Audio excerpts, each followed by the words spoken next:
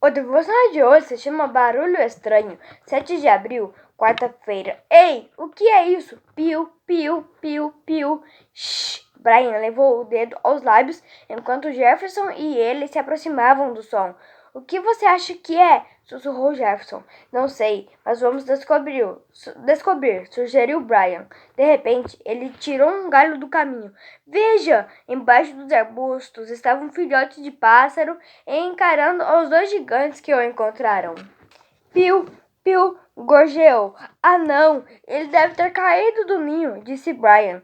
O que podemos fazer? Vamos pedir ajuda para o seu pai. O pai de Jefferson pegou o pássaro e perguntou aos meninos se queriam ajudá-lo a alimentar o bichinho.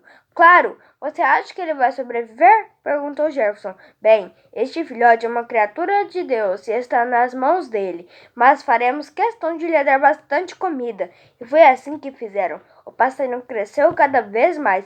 Finalmente chegou o momento de ser devolvido à natureza. Brian e Jefferson levaram a gaiola do passarinho para os arbustos, perto de onde o haviam encontrado. Ok, abra a gaiola, disse o pai de Jefferson. Quando a portinha se abriu, o passarinho pareceu sair de pé ante pé. Então estendeu as asas e voou para cima, rumo aos altos galhos de uma árvore. Por menores que sejam os passarinhos, Deus conhece suas necessidades e cuida deles.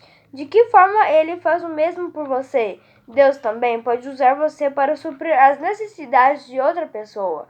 A curiosidade de hoje é: o beija-flor é o único pássaro capaz de pairar e voar de ré. As asas de algumas espécies podem chegar a bater 80 vezes por minuto.